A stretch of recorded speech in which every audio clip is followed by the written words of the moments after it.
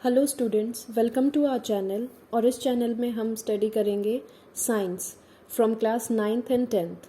और ये particular video होने वाला है क्लास 9th की साइंस के लिए, chapter number 1 part first of the video. So students, chapter number 1 कहता है matter in our surroundings. Chapter number 1 है matter in our surroundings. Simple भाषा में कहें तो हमारे आसपास की चीज़ें, हम अपने आसपास रोज़मर्रा की ज़िंदगी में क्या क्या चीज़ें देखते हैं या महसूस करते हैं। जैसे मैं कुछ लिखूं, हवा है, एयर, वाटर, या फिर चॉक, या फिर पेन, या फिर डेस्क, और इस तरीके की तमाम चीज़ें, जिसके अंदर मैं इंक्लूड कर सकती हूँ क्लाउड्स को, स्मोक को, एट्सेट्रा। ये सब चीज़ें साइंस की टर्म में मैटर कहलाती हैं। और साइंटिस्ट ने मैटर की बहुत अच्छी डेफिनेशन दी कि एनीथिंग दैट ऑक्यूपाइज स्पेस, कोई भी ऐसी चीज़ जो स्पेस ले, एंड हैज़ मास, और कोई भी ऐसी चीज़ जिसका कुछ भार हो, कुछ वज़न हो, कुछ मास हो, उसको क्या नाम दिया? उसको नाम दिया मैटर। तो स्टूडेंट्स, यहाँ तक मैटर क्लियर हुआ कि मैटर क्या होता है। Anything that occupies space and has some mass is termed as matter. और आप देख सकते हैं, चाहे वो एयर हो, वाटर हो, चॉक हो, पेन हो, डेस्क हो, या कुछ भी हो, जो चीज़ें आप सोच सकते हैं वो क्या है? मैटर है। इन्होंने, इन सब चीज़ों ने एक स्पेस ऑक्यूपाई कर रखा है और इन सब चीज़ों का एक पर्टिकुलर मास भी है। अब यहाँ पे एक लॉजिकल बात मैं आपको बताना चाहूँगी। स्टूडेंट्स, कोई भी चीज़ जब स्पेस ऑक्यूपाई करती है तो उसका मतलब है कि उस ऑब्जेक्ट की कुछ ना कुछ डायमेंशंस ज़रूर हैं। ठीक है, यानी कि अगर मैं कहूँ एक क्यूब कंसिडर करें तो उसकी डायमेंशंस होती हैं, साइड होती है, फिर दूसरी साइड होती है, फिर तीसरी साइड होती है। ऐसे ही अगर कोई क्यूबॉइड कंसिडर करें, कोई क्यूबॉइड ले, तो उसकी एक लेंथ होती है, एक ब्रेड्थ होती है और एक हाइट होती है। तो जब भी बात आती है स्पेस की, कि किसी भी वस्तु ने स्पेस ऑक्यूपाई किया है, इसका मतलब कि उसके पास डायमेंशंस हैं, ठीक है, और उसकी डायमेंशंस की एक पर्टिकुलर मेजरमेंट है। ठीक है, इतनी बात क्लियर हुई। और यहाँ पे एक और चीज़, अगर डायमेंशंस हैं तो उस पर्टिकुलर ऑब्जेक्ट की, उस पर्टिकुलर मैटर की एक पर्टिकुलर वॉल्यूम भी होती है। ठीक है, ये चीज़ें यहाँ पे मुझे आपको बतानी थी स्पेस के रिगार्डिंग, कि जब भी हम बोलते हैं कि किसी भी चीज़ ने स्पेस ऑक्यूपाई किया है तो इसका मतलब कि उस ऑब्जेक्ट की, उस मैटर की एक वॉल्यूम है और उस मैटर की पर्टिकुलर डायमेंशंस भी हैं। ठीक है, ओके स्टूडेंट्स, इतना क्लियर हुआ। तो अब हम बढ़ते हैं आगे। आगे है हमारे पास कि physical nature of matter. Physical nature of matter, कि जो मैटर है वो दिखता कैसा है। ठीक है, दिखने का मतलब है कि, यानी कि मैटर जो है वो किस चीज़ से बना हुआ है, यानी कि मैटर की कंपोजिशन क्या है। मैटर की कंपोजिशन के बारे में हम यहाँ पे पढ़ेंगे। उसके बाद जो चीज़ हम पढ़ेंगे वो पढ़ेंगे केमिकल नेचर ऑफ मैटर, कि कोई भी पदार्थ है, मैटर है, वो केमिकली किस नेचर का है। ठीक है, केमिकल रिएक्शन पे क्या रिजल्ट देता है, ये सब पढ़ेंगे। तो पहले आते हैं फिजिकल नेचर ऑफ मैटर। तो यहाँ पे हमारे पास दो चीज़ें निकल के आती हैं। या तो कोई भी मैटर एक कंटिन्यूस फॉर्म में हो सकता है, कंटिन्यूस फॉर्म में, या फिर कोई भी मैटर पार्टिकुलेट फॉर्म में होता है। मैं इसको एक्सप्लेन करती हूँ कि इसका मतलब क्या है। पार्टिकुलेट फॉर्म, दो पॉसिबिलिटी है हमारे पास कि कोई भी मैटर है, लेट सपोज एयर है, मैंने एग्जाम्पल लिया एयर का ताकि हम चीज़ें अच्छे से समझ पाएँ। एयर है कि वो किस फॉर्म में एग्जिस्ट करती है, कंटिन्यूस फॉर्म में। कंटिन्यूस फॉर्म अगर बोलें समझने के लिए, जैसे कि एक लकड़ी का ब्लॉक होता है, कोई भी वुडन ब्लॉक होता है, क्या एयर इस तरीके से एग्जिस्ट करती है as in the form of continuity, या फिर एयर पार्टिकल फॉर्म में एग्जिस्ट करती है?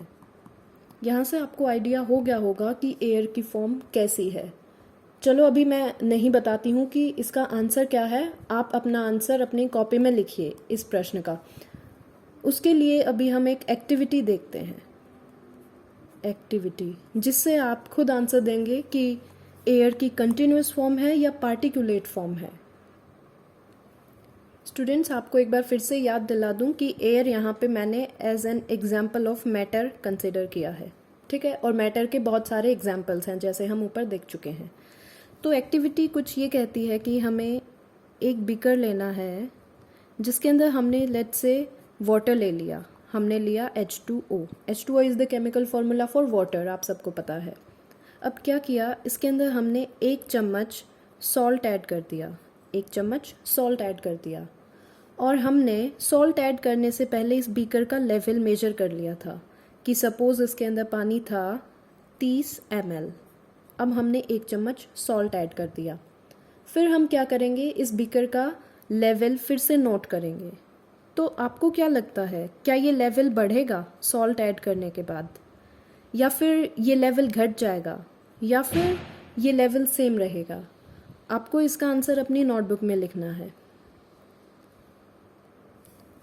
होपफुली आपने अपना आंसर लिख लिया है अपने लॉजिकल आंसर के साथ, लॉजिक देते हुए कि ऐसा क्यों। ठीक है, तो मैं आपको बताती हूँ कि इसका लेवल सेम रहेगा। The level of water in the beaker will remain same.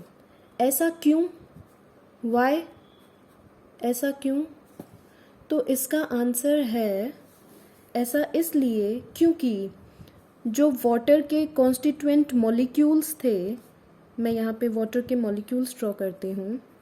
Let's say ये वाटर के मॉलिक्यूल्स हैं बीकर के अंदर, इनके अंदर स्पेस होता है, ये पर्टिकुलर स्पेस होता है, ये टाइटली पैक्ड नहीं होते, ठीक है। और जब हमने सॉल्ट डाला तो सॉल्ट के जो मॉलिक्यूल्स आए हमारे पास पर्टिकुलर, वो मॉलिक्यूल्स इस पानी के ऊपर ना तैरते हुए इस पानी के अंदर मिक्स हो गए, और मिक्स इनको स्पेस कहाँ मिला, जो वाटर के मॉलिक्यूल्स थे उनके बीच में जो स्पेस था वो इन्होंने ऑक्यूपाई कर लिया। इसलिए जो ओवरऑल लेवल था बीकर का वो सेम रहा। This is the reason. तो यहाँ से हमें देखने को मिल गया कि ये एक्टिविटी हमें समझाती है कि matter is made up of particles. यहाँ से हमें क्या आंसर मिला, matter is made up of particles. इतनी चीज़ क्लियर हुई, यानी कि हमें पता लग गया कि matter exist in this form, यानी कि पार्टिकुलेट फॉर्म। मैटर पार्टिकल्स की फॉर्म में एग्जिस्ट करते हैं, ठीक है। अब हमारे लिए इम्पॉर्टेंट यहाँ ये चीज़ बनती है कि हमें पता हो कि इन पार्टिकल्स का साइज़ कितना है। अब यानी कि हम बात करें size of particles of matter, matter के पार्टिकल्स के साइज़ के बारे में डिस्कस करें। इसके लिए मैं आपको एक छोटी सी एक्टिविटी, एक छोटा सा एग्जाम्पल देती हूँ डे टू डे लाइफ का, और वहाँ से आप खुद बता देंगे कि मैटर के पार्टिकल्स का साइज़ लगभग कितना होता होगा। हमने क्या किया स्टूडेंट्स, एक बकेट ली और उसको पानी से भर लिया। अब इसमें 3 ढक्कन हमने लिक्विड डेटॉल मिक्स कर दिया, ठीक है।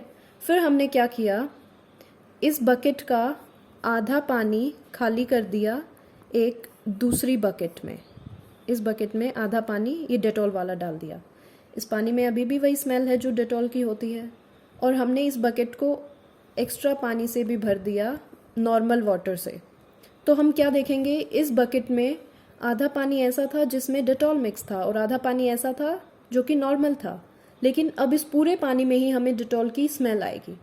अगर अब मैं फिर से इस बकेट बी से, ये बकेट ए, ये बकेट बी, अब फिर से बकेट बी से मैंने बकेट सी में आधा पानी ट्रांसफ़र किया, यानी कि इसके अंदर भी डेटॉल की कुछ मात्रा आ गई।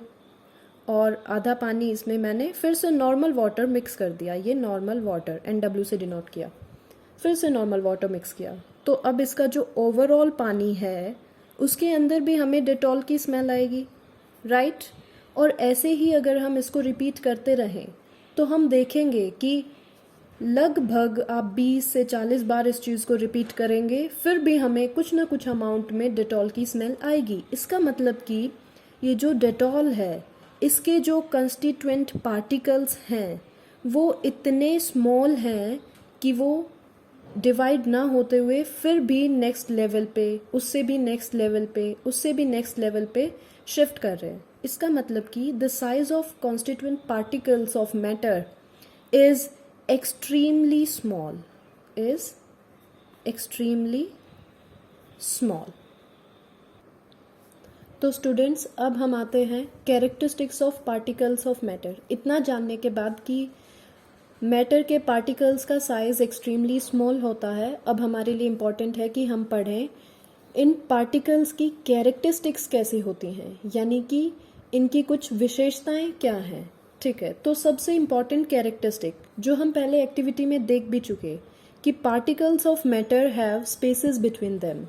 सबसे पहली जो कैरेक्टरिस्टिक है कि पार्टिकल्स के बीच में स्पेस होता है, स्पेस बिटवीन द पार्टिकल्स, और ये हम पहले की गई एक्टिविटी से देख चुके हैं।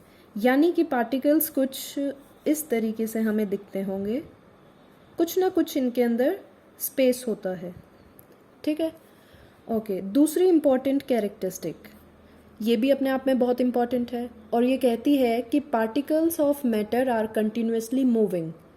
मैटर के जो पार्टिकल्स होते हैं वो कांस्टेंट न रह के मूविंग फेज में होते हैं, यानी कि पार्टिकल्स मूविंग होते हैं। यानी कि इनको अगर मैं डिनोट करूं, ये पर्टिकुलर पार्टिकल्स हो गए और ये किसी ना किसी रैंडम डायरेक्शन में मूव करते रहते हैं, किसी भी रैंडम डायरेक्शन में।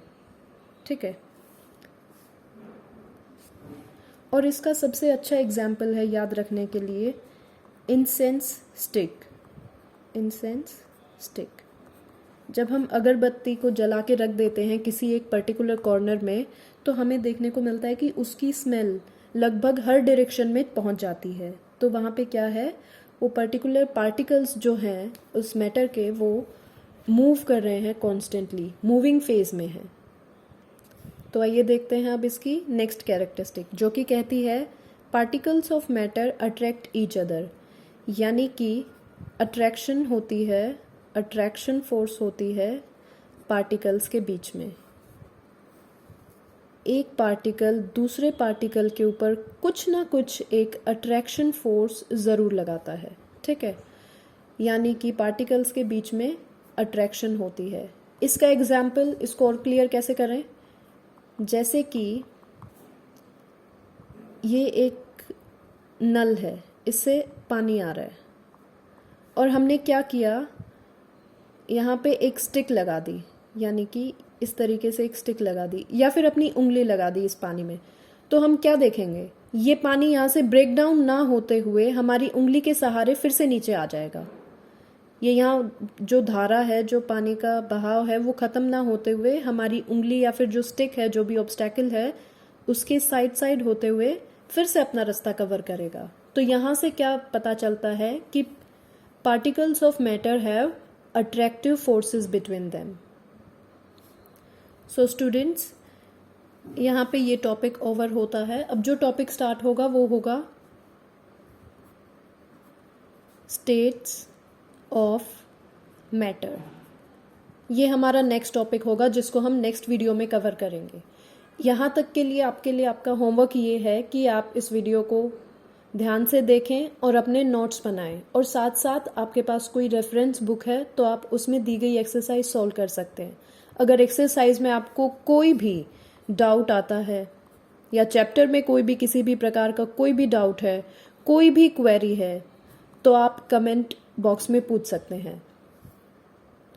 तो स्टूडेंट्स, पढ़ते रहिए, खेलते रहिए, अपनी सेहत का ध्यान रखिए। मिलते हैं नेक्स्ट वीडियो में। Thank you.